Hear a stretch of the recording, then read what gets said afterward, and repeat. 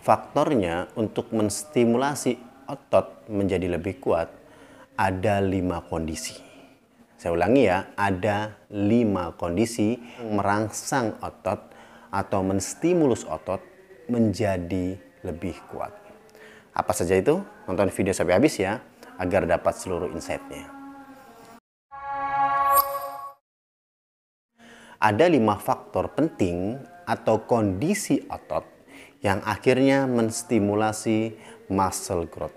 Jadi 5 kondisi otot ya yang mengakibatkan muscle growth atau yang nanti bisa menjadi hipertrofi otot. Yang pertama adalah stretch tension. Nah, ini adalah kondisi otot ketika memanjang atau merenggang. Diakibatkan oleh tension atau salah satunya adalah beban. Saya contohkan dengan sebuah gerakan ya. Jadi ketika saya melakukan bicep curl, lalu saya turun ke bawah. Nah, ini adalah dalam kondisi otot yang memanjang. Tapi karena saya membawa beban, maka memanjangnya otot ini juga dipengaruhi oleh beban yang saya bawa. Nah, itu biasa disebut stretch tension. Nah, stretch tension biasanya diakibatkan oleh 2 faktor. Yang pertama adalah perenggangan. Ketika sahabat-sahabat nih sedang merenggangkan otot atau stretching gitu ya. Lalu tubuh belum siap, otomatis kita agak sedikit memberi tekanan terhadap stretching tersebut. Itu bisa mengakibatkan traumatik. Traumatik bisa mengakibatkan hipertrofi otot. Yang kedua adalah ketika kita melakukan negative pace. Saya coba contohkan dengan gerakannya ya. Saya melakukan bicep curl. Beban paling berat melakukan bicep curl adalah ketika naik. Beban teringannya adalah ketika saya turun bebannya. Nah, beban ketika saya turun itu disebut negative pace, yaitu dalam posisi otot saya merenggang. Nah, merenggangnya otot saya dikarenakan beban yang saya bawa itu bisa mengakibatkan stresnya otot. Ketika stres, traumatik, ketika traumatik, recovery regenerasi otomatis menjadi yang namanya hipertrofi otot. Yang kedua, diakibatkan oleh contraction tension. Saya coba contohkan lagi dengan melakukan bicep curl ya. Ketika saya melakukan naikkan beban seperti ini, otomatis otot akan melakukan kontraksi. Kontraksinya ada mengerut ya. Maka otot akan melakukan kontraksi. Nah, kontraksi dalam beban terberat itu disebut contraction tension. Nah, contraction tension diakibatkan oleh beban bisa mengakibatkan stres ototnya. Ketika ototnya stres, otomatis traumatik lagi kan? Ketika traumatik, maka terjadi hipertrofi.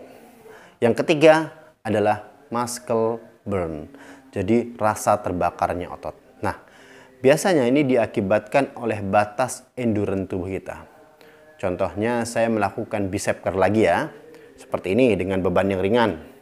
Lalu saya coba sampai sekitar 20 sampai 25 repetisi. Nah, itu otot terasa panas ya. Ketika otot terasa panas, sebenarnya itu datangnya asam laktat ke otot kita.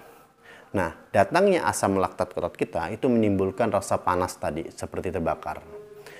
Ketika rasa panas seperti terbakar tadi timbul, otomatis otot menjadi stres. Ketika otot menjadi stres, otomatis recovery regenerasi dan juga akhirnya hipertrofi otot. Yang 4 adalah time under tension, yaitu durasi selama kita melakukan sebuah latihan, sebuah variasi gerakan.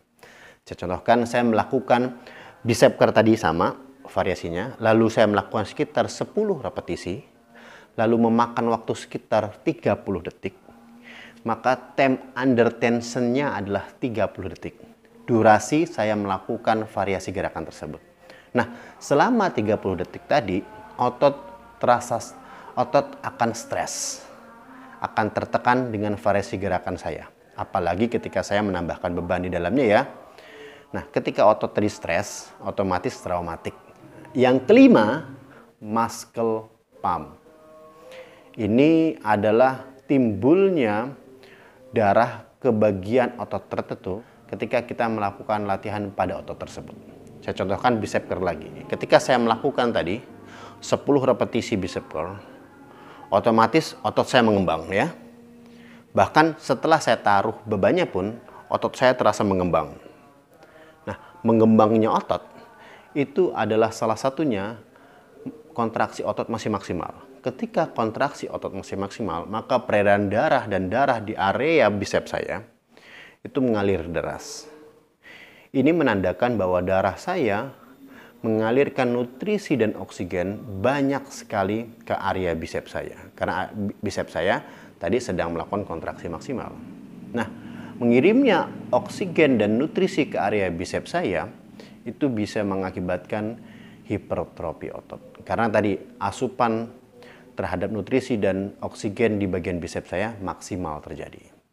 Sebenarnya 4 kondisi tadi, yang satu adalah stress tension, contraction tension, muscle burn, dan time under tension itu mengakibatkan traumatik otot.